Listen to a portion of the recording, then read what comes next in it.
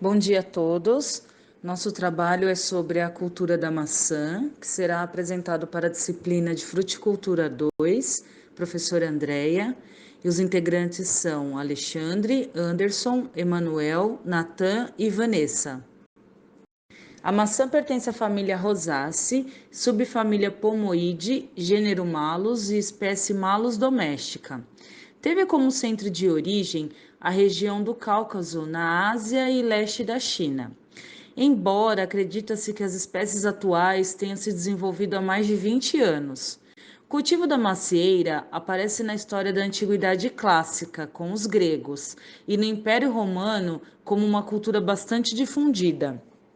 Já no Brasil, é provável que o início da cultura tenha sido na cidade de Valinhos, em São Paulo, no ano de 1926. Em 1928, começaram as pesquisas, com a introdução de 72 cultivares na Estação Experimental de São Roque, pelo Instituto Agronômico de Campinas. Visando o cultivo comercial, ao longo dos anos foram feitas várias tentativas, mas só no início dos anos 70 foi que a cultura atingiu a escala necessária, pois antes no Brasil era dependente de importação para abastecimento do mercado.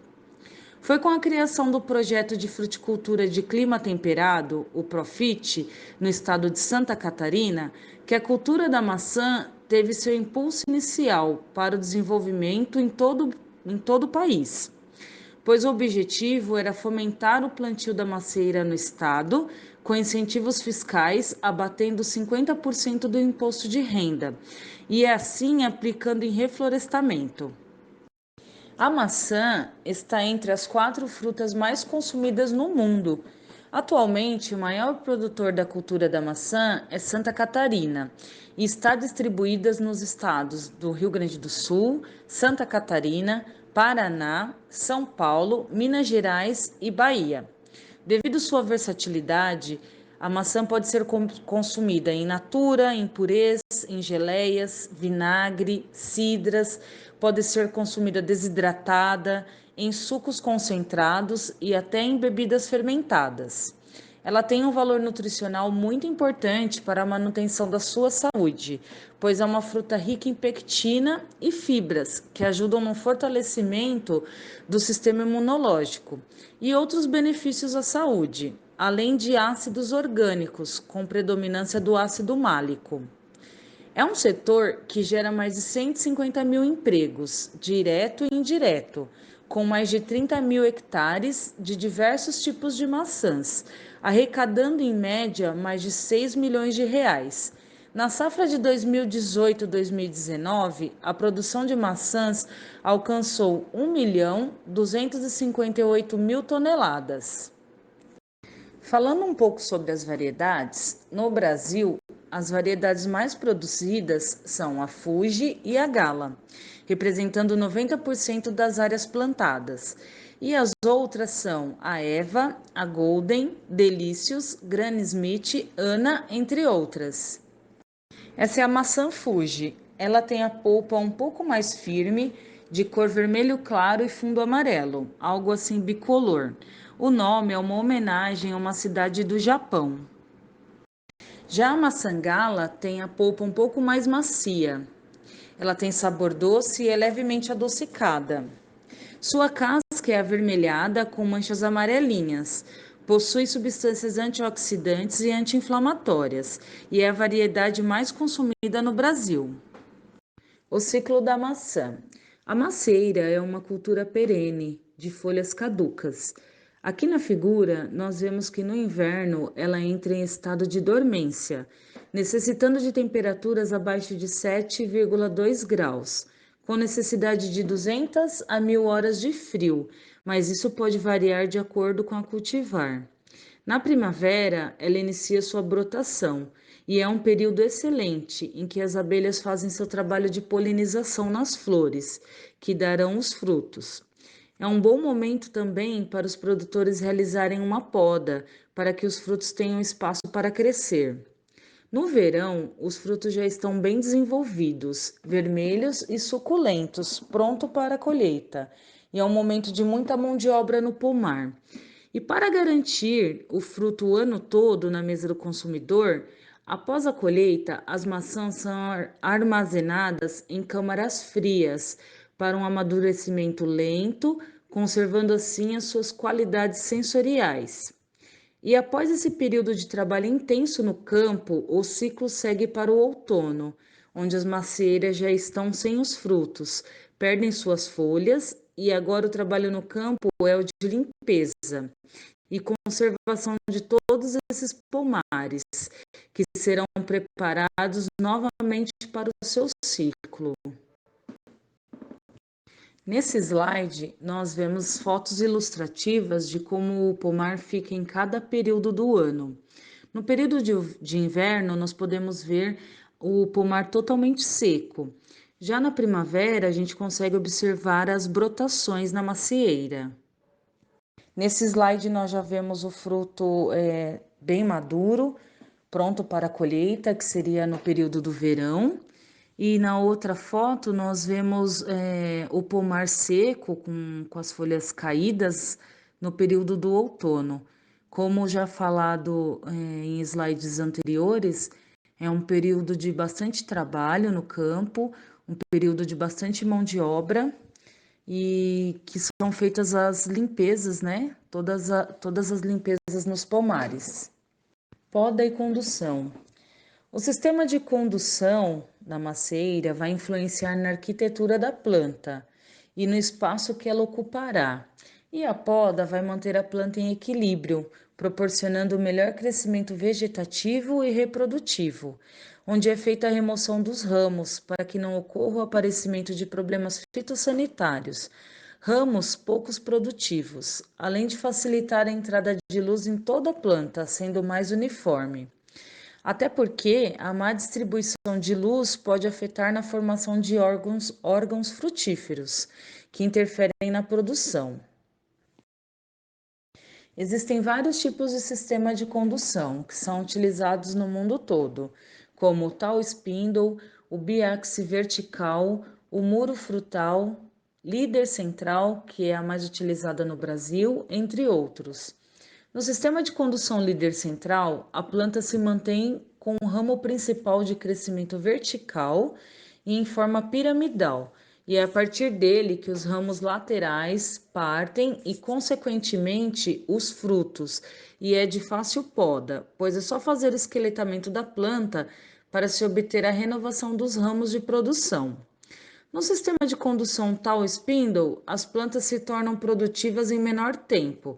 Nesse período, são feitos cortes no líder central e nos ramos laterais. São retirados apenas os ramos com diâmetro maior do que 2/3 do diâmetro do líder central. A poda verde só é feita no período vegetativo da planta e promove a renovação foliar, facilitando a entrada de luz no dossel, permitindo o maior arejamento da copa e qualidade da cor dos frutos, onde são realizados despontes, esladroamentos, desfolhas, etc.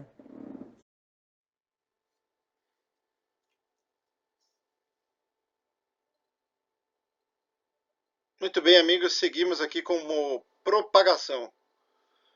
Como a maioria das árvores de fruto, os métodos de cultivo contemporâneos sugerem que as maçãs são normalmente propagadas assexuadamente por enxertia.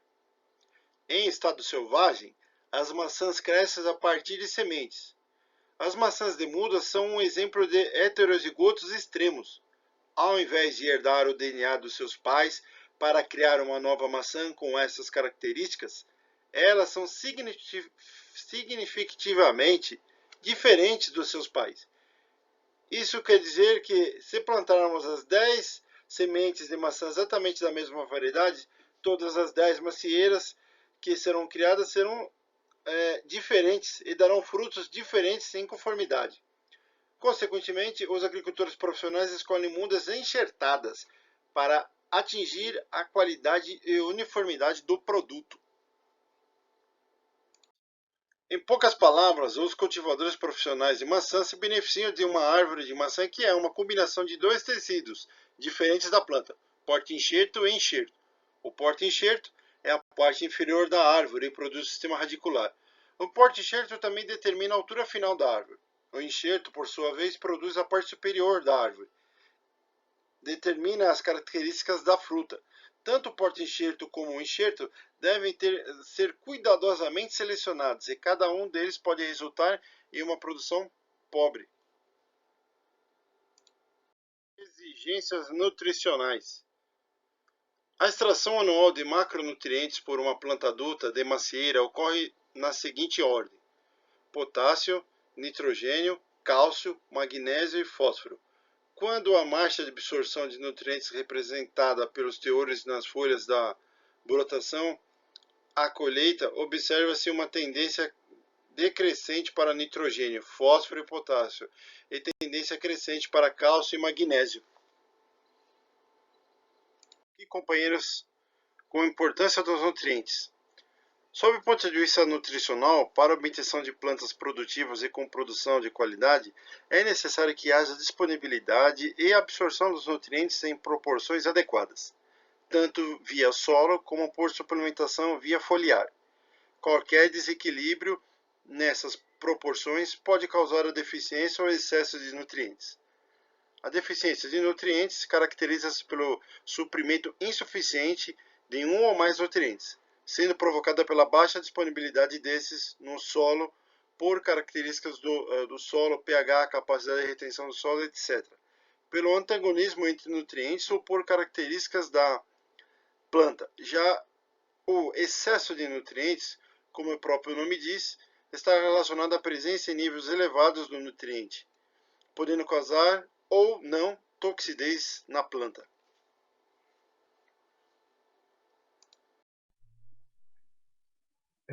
Dando sequência à apresentação do nosso trabalho, agora falaremos sobre um assunto muito importante para toda e qualquer cultura, que são os tratos culturais.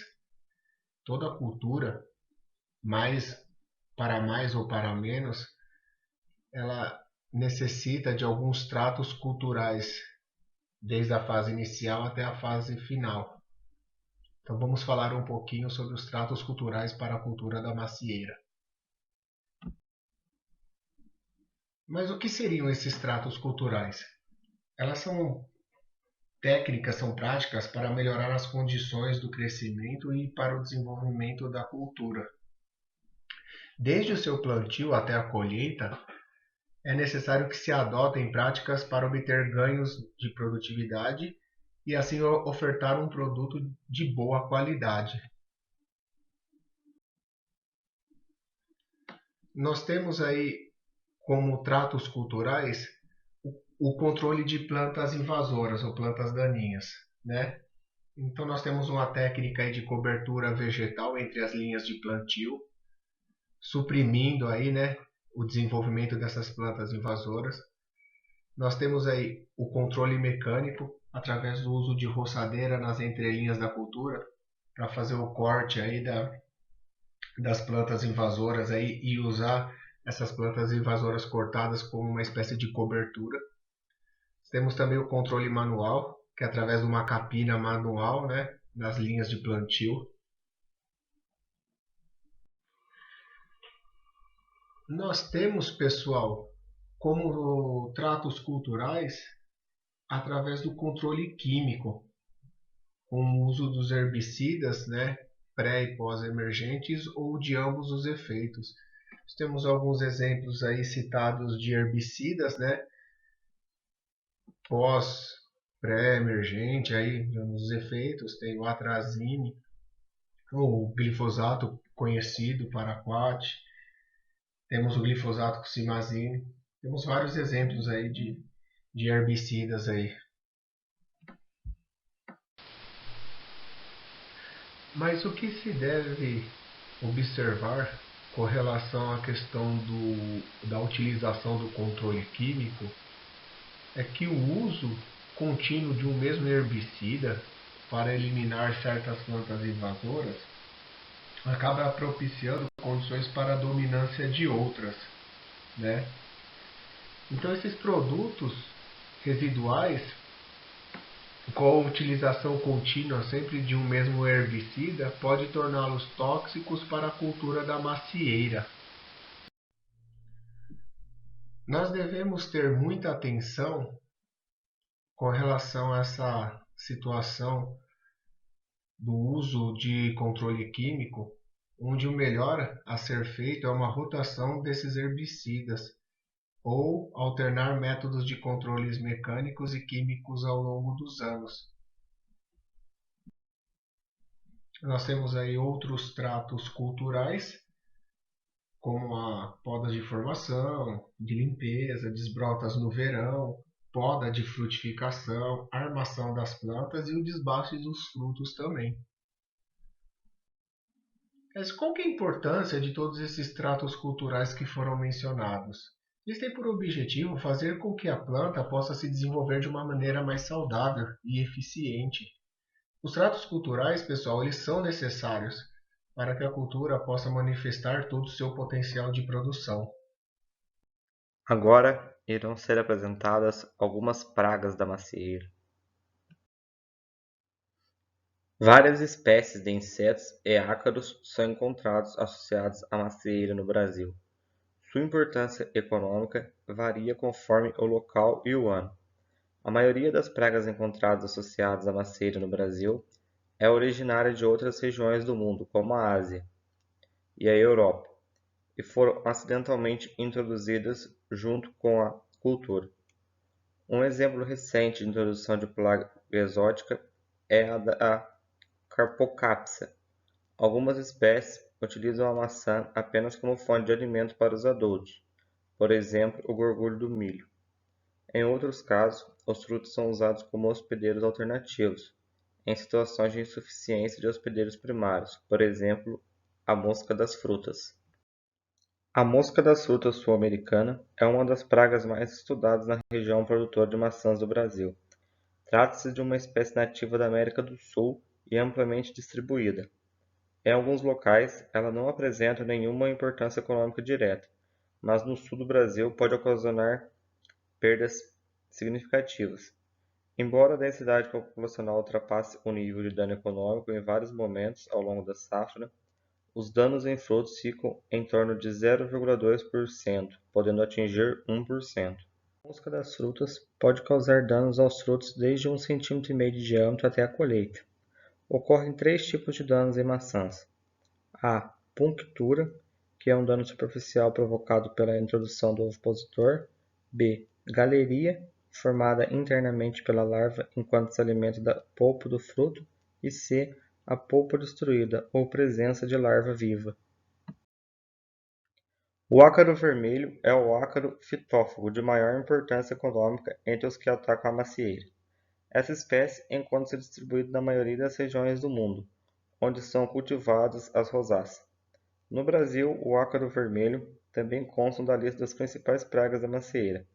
Sua presença como praga importante em pomares comerciais de macieira mostra uma situação de desequilíbrio pelo uso excessivo de agrotóxicos. A suspensão do uso desses produtos pode levar à diminuição da importância do ácaro vermelho em 3 a 4 anos. Os ácaros alimentam-se inserindo os estiletes através da epiderme foliar, retirando o conteúdo celular do mesófilo. Somente as células perfuradas com os estiletes são danificadas. O resultado do ataque é o bronzeamento das folhas, diminuindo a atividade fotossintética e favorecendo a queda prematura. Pode ocorrer também uma redução no crescimento dos ramos, queda de frutos, diminuição da coloração, afetando a frutificação da safra seguinte. A lagarta enroladeira é uma praga recente nos pomares da macieira do Brasil. As principais ocorrências foram observadas na década de 80, sendo constatado na safra de 84. O primeiro grande ataque, principalmente sobre a cultivar Fuji, cuja produção é mais tardia. Nos últimos anos, entretanto, o inseto tem sido encontrado danificando as principais cultivares de macieiras plantadas na região sul do Brasil. A identificação, a síntese e o uso de feromônio sexual sintético associado ao conhecimento de aspectos biológicos do inseto atualmente permitem reduzir os danos a 1%. A lagarta enroladeira está presente em todas as regiões produtoras de maçãs do Brasil. Também é encontrada nos pomares de macieira da Argentina e Uruguai. Os danos ocorrem nas folhas e nos frutos da macieira. O ataque às folhas não resulta em perdas econômicas. Os principais prejuízos são aqueles causados pelas lagartas que raspam a casca das maçãs, depreciando comercialmente os frutos. Os danos nos frutos são superficiais e caracterizados pela presença de teia. Nos últimos anos, o dano provocado foi superior ao ocasionado pela mosca das frutas, por causa do hábito da praga. O controle das pragas da macieira no Brasil evoluiu bastante nos últimos 20 anos, como resultado de um maior conhecimento sobre a bioecologia das pragas. O primeiro avanço refere-se à adoção de métodos para o monitoramento das principais pragas citadas anteriormente. Isso possibilitou uma mudança na administração das aplicações de inseticidas, anteriormente feitas sem critérios e de acordo com o calendário.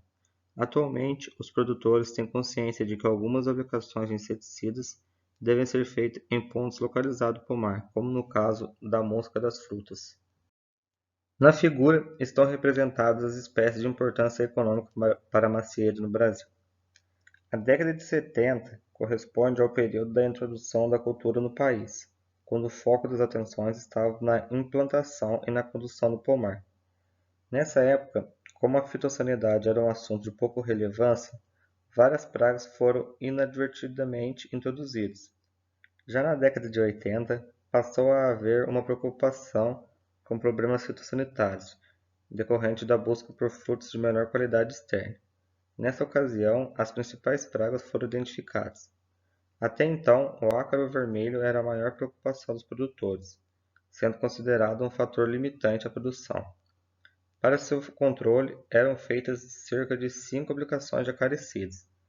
Essa situação culminou com a constatação de populações resistentes aos produtos utilizados, que se tornaram obsoletos. Outras pragas foram registradas na cultura na época, sendo a mosca das frutas e a lagarta enroladeira consideradas as mais importantes.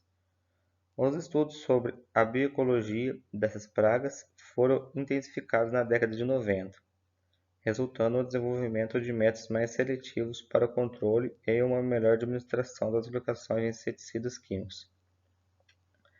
Se deve atentar para o fato de que a fitossanidade tem sido uma preocupação crescente não só no Brasil, mas em outras partes do mundo.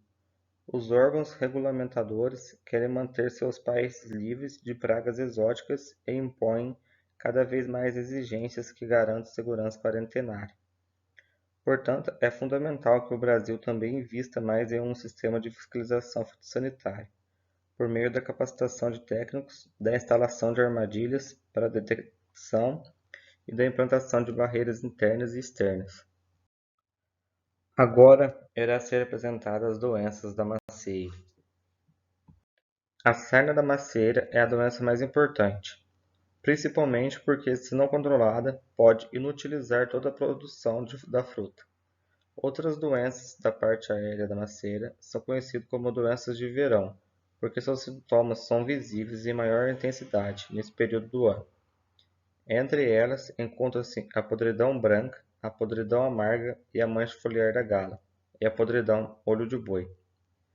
O impacto potencial dessas doenças no Brasil foi constatada no ciclo 1997-1998, quando se verificaram perdas de 10% a 20% em pomares da cultivar Fuji, com alta infestação por podridão branca e por podridão amarga.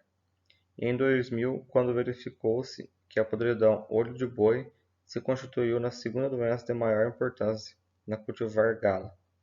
90% dos pomares foram afetados pela mancha foliar. As podridões de raízes da macieira têm sido a causa de perdas crescentes de plantas, tanto em pomares novos como naqueles em produção. Nos anos de 1985 e 86, a morte de plantas em pomares variaram de 0,5% a 15%, representando em média 1 a 2% da área do pomar. Os fatores que têm contribuído para a ocorrência dessas perdas são principalmente mudas contaminadas, plantio de pomares em áreas recentes matadas ou de campo sem cultivo prévio, deficiência no preparo e correção do solo na plantação, uso frequente de grade lateral que corta as raízes e dissemina os patógenos, e a falta de orientação técnica para identificar as doenças, que dificulta a correta definição dos métodos de controle. A sarna da macieira, causada por Ventura inaequalis, ocorre em folhas, pecíolos, flores e frutas. As primeiras infecções ocorrem em pontas verdes, iniciando-se na parte inferior das folhas.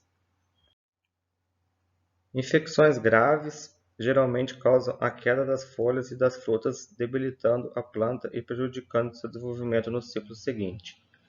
A infecção nas frutas novas é inicialmente superficial, com massas marrons esverdeadas. As lesões mais velhas racham à medida que ocorre o crescimento das frutas. Nessa situação, acontece também a deformação das maçãs. As lesões cicatrizam-se nas frutas após os tratamentos químicos, mas não há cura total, e novas áreas com conídeos surgem na presença de alta umidade relativa e na ausência de proteção. Nas folhas, os tratamentos curativos são mais eficazes e as lesões causadas são irregulares e de coloração amarelo-avermelhadas. A redução das perdas causadas pela doença se obtém com o uso de cultivares existentes, obtidos por diferentes programas de melhoramento. A redução do inóculo inicial é obtida com práticas que estimulam a decomposição das folhas que caem no período de outono e inverno. Isso é conseguido pela aplicação de ureia a 5% nas plantas com cerca de 30% de queda de folhas, molhando também o solo na faixa de projeção da copa na fileira. Tratamentos adicionais podem ser feitos com suspensões de esterco, um manejo equilibrado das plantas, o uso correto de fertilizantes, a abertura da copa e o raleio são indispensáveis para reduzir a incidência da doença. O controle químico é feito com fungicidas de contato sistêmicos e parcialmente sistêmicos. Eles podem ter efeitos protetores, curativos em pré-sintomas ou erradicantes.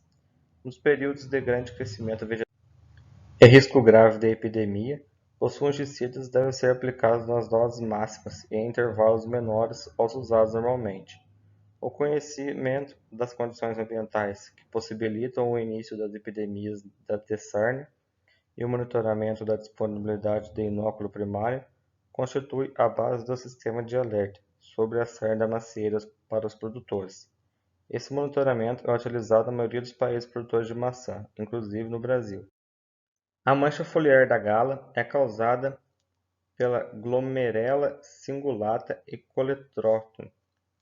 Nas folhas, as lesões são inicialmente avermelhadas, sem margens definidas, distribuídas ao acaso no limbo foliar, e de tamanho que varia de 1 a 4 mm de diâmetro. Essa lesão evolui até tornar-se amarela acinzentada, às vezes com margens marrom avermelhadas. No centro da lesão desenvolvem-se pontos escuros, que são os corpos de frutificação do fungo causador da doença. As folhas afetadas caem precocemente. As manchas nas frutas e nos pedúnculos são superficiais, de cor marrom clara, esféricas, de 1 a 3 mm de diâmetro, escurecendo e cicatrizando a seguir. Infecções iniciadas logo antes da colheita podem continuar seu desenvolvimento durante a frigorização e a comercialização das frutas. As práticas de controle mais importantes são as que visam a redução das fontes de infecção para que, na primavera seguinte, haja a menor quantidade possível de inóculo. Assim, no inverno, deve-se eliminar as folhas ou promover sua decomposição, retirar e queimar os restos de pós e as frutas mumificadas. Recomenda-se o controle químico da mancha foliar o uso dos fungicidas mancozeb, captan, clorotalonil e ditianon, sempre quando a chuva acumulada no intervalo atingir 30 mm. Esses produtos devem ser utilizados na dose registrada em intervalos máximos de 10 dias, aplicando-os de acordo com o volume da copa das árvores, para se conseguir a cobertura uniforme e total das frutas e das folhas. Após a colheita, as plantas infectadas devem continuar sendo tratadas até o fim de março para reduzir o inóculo no pomar e evitar a queda precoce das folhas, prevenindo prejuízo ao desenvolvimento e na qualidade das gemas frutíferas das macieiras no próximo ciclo vegetativo. Os tratamentos podem ser feitos com mancozeb, enxofre ou com oxicloreto de cobre, utilizando-os alternadamente durante esse período. A podridão olho de boi é causada por Pesícula malicorticis, podridão de cor marrom clara, com um centro amarelo pálido, de forma mais ou menos circular, às vezes com marcas marrom escuras ou avermelhadas, deprimidas, de textura firme e desenvolvimento lento. Internamente, os tecidos apresentam-se desidratados e com cavernas que surgem no centro da lesão ou em outras áreas da podridão, como resultado da compactação de áreas afetadas. As margens entre os tecidos doentes e os sadios são bem definidas.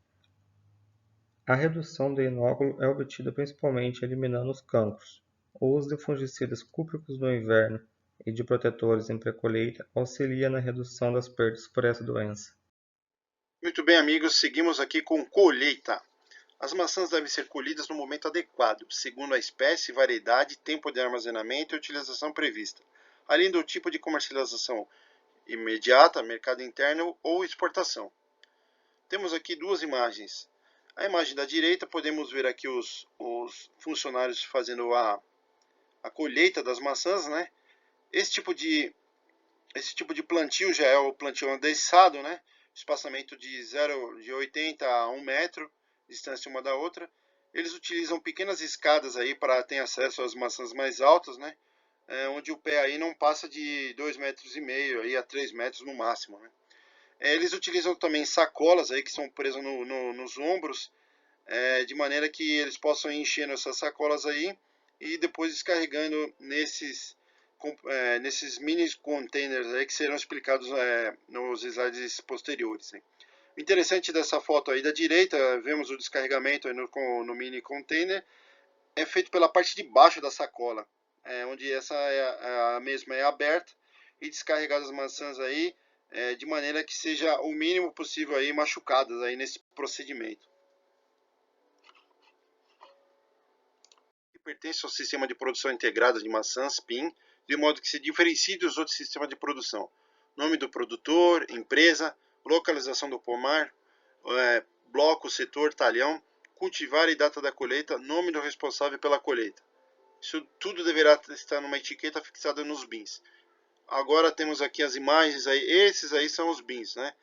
Nada mais são do que caixotes, né? Preparados, né? Estruturados, eles são fortes porque eles têm cerca de 1 metro cúbico aí, como você pode ver, e aguenta o peso da maçã. A parte de baixo dele é similar, é igualzinha a de um pallet. A única coisa é que ele tem a construção aí em forma de caixote aí, né? Aqui ao lado temos a imagem de uma carretinha. Essas carretinhas aqui comportam 3 bins. Essas carretas são distribuídas ao longo das linhas próximas a onde está sendo feita o talhão que está sendo a colheita, está se realizando a colheita, onde os funcionários podem encher esses bins aí com maçã facilmente. Uma vez cheios, chega outro funcionário aí com o trator, né, puxando uma carreta já com os bins, né, vazios, e é feito a troca. E esses bins que estão cheios são levados aí ao pátio de manobra, né? Esse pátio é o local onde, após descarregados os bins aí, são carregados nos caminhões que vão levar as maçãs aí até a empacotadora. Seguimos, companheiros. A produção de etileno é o principal indicador fisiológico do estádio de maturação de maçãs, por ser o hormônio que regula a maturação e a senescência de frutos climatéricos. No entanto, o aumento acentuado autocatalítico da produção de etileno nos frutos ligados à planta não coincide com os períodos de colheita comercial para muitas cultivares. Devido a essas limitações, na prática, os indicadores de maturação mais utilizados para a máxima qualidade sensorial ou alto potencial de armazenagem são firmeza de polpa, índice de amido, o teor de sólidos solúveis, que é o nosso BRICS, acidez titulável total e a cor de fundo da epiderme. Temos aqui uma tabela onde esses atributos aí são quantificados aí para as cultivares Gala, Fuji e Golden Delicious.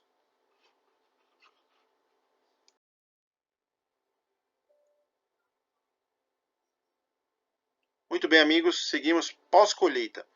Após a colheita, as maçãs seguem para o parque industrial, onde o armazenamento é feito em câmaras frias ou de atmosfera controlada e dinâmica, que garante a qualidade da fruta durante todo o ano.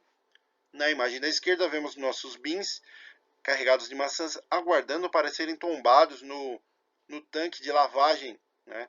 Esse tanque é mostrado na figura da direita. Podemos ver que as maçãs já estão flutuando e vão caminhando até a área de seleção. As maçãs é totalmente automatizado através de gerenciamento computadorizado que permite a separação das frutas por tamanho, categoria, cor e defeitos. O armazenamento e embalagem tem como função principal selecionar as frutas, classificar por tipo e prolongar por o maior tempo possível todas as características de qualidade interna e externa da fruta. Na imagem, vemos uma esteira transportadora onde as caixas chegam e onde existe esse funcionário que já recebe as frutas selecionadas em bandejas para condicioná-las na caixa, terminando o processo.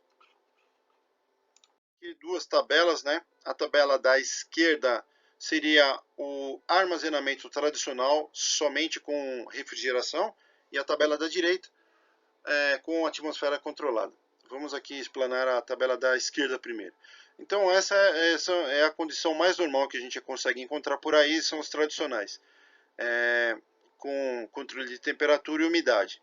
Então nessa característica, controle de temperatura e umidade, no cultivar Fuji, conseguimos chegar no máximo de 6 a 7 meses de armazenamento, né? Agora, a tabela da direita, né, com as condições de armazenamento da atmosfera controlada, a gente já vai controlar o quê?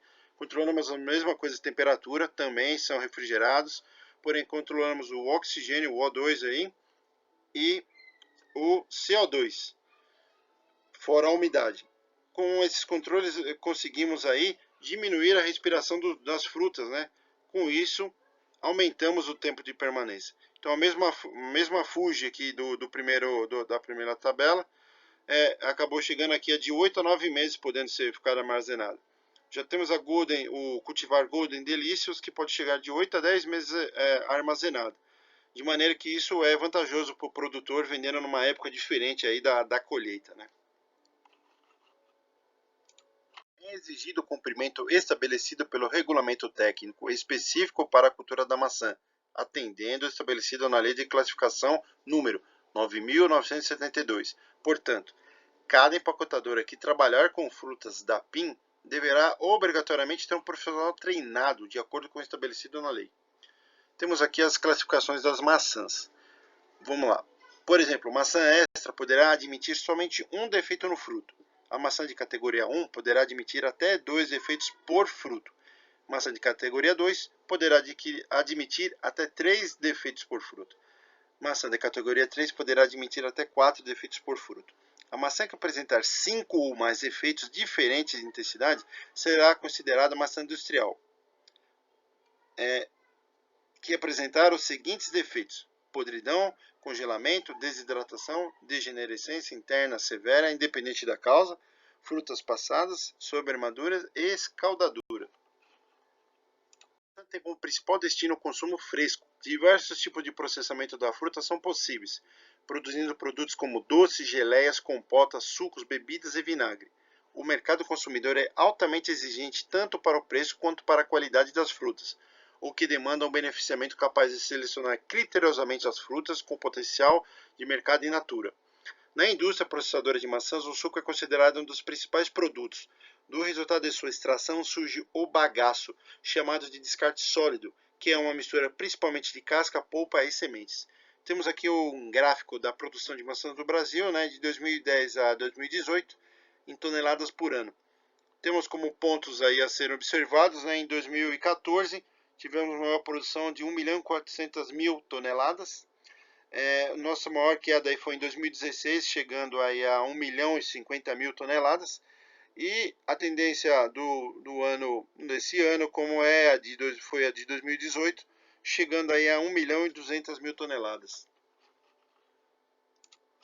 A maçã já chegou a ser o segundo item da pauta agrícola de importações, atrás somente do trigo. A maçã brasileira é enviada para 41 países, dentre eles Bangladesh, Rússia, Irlanda, Portugal, Reino Unido, Índia e França, segundo a Associação Brasileira de Produtores de Maçã. A área plantada não cresceu na mesma proporção que a produção, o que indica a otimização da produção, mais qualidade e maior produtividade. No primeiros pomares de baixa densidade, as árvores chegavam a ter 3 metros de distância uma das outras. Após pesquisas, chegou-se a distância de 80 a 1 metro, melhor para aumentar a produtividade e longevidade das plantas. Cerca de 20 a 25% da safra brasileira de maçãs é destinada à produção de sucos e, do volume total, produzindo a participação no mercado interno vem aumentando em paralelo à tendência de maior consumo de alimentos saudáveis. A produção direcionada na maior parte ao exterior é a granel, também com crescimento em 2018 devido à desvalorização do real e a menor produção em países do hemisfério norte. Segundo o CPEA, e o seu consumo doméstico mostra evolução. Falar agora um pouquinho para vocês, pessoal, sobre o nosso artigo científico. Nós pesquisamos, encontramos aí um artigo aí sobre os avanços na cultura da macieira no Brasil. Um artigo bem interessante, assim aborda desde o início aí o desenvolvimento da cultura. Nós temos os autores.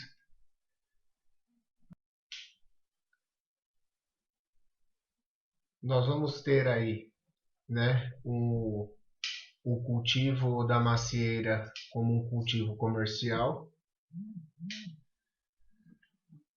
o cultivo da macieira aí relacionado ao agronegócio,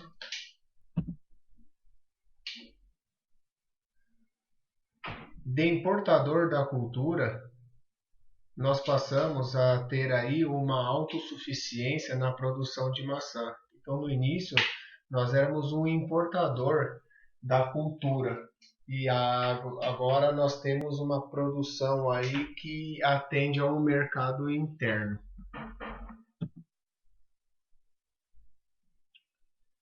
O ano de 1998 foi um marco importante para a cultura. O sucesso da cultura, ele se deve principalmente às cultivares que eram utilizadas. Isso foi o grande sucesso da cultura, para que pudesse ter um aumento de produtividade. A definição e o percentual das polinizadoras e a importância também da quebra de dormência. Nós tivemos aí, pessoal, para o desenvolvimento da cultura, um aumento da densidade de plantio, então mais plantas aí por área, consequentemente uma diminuição do espaçamento. Nós tivemos o desenvolvimento de uma tecnologia de raleio químico, o controle fitossanitário entrando aí com grande importância para a cultura. Importante as condições, né, as boas condições de armazenagem da maçã. Isso acabou promovendo aí avanços, né, com o passar do tempo no sistema de comercialização.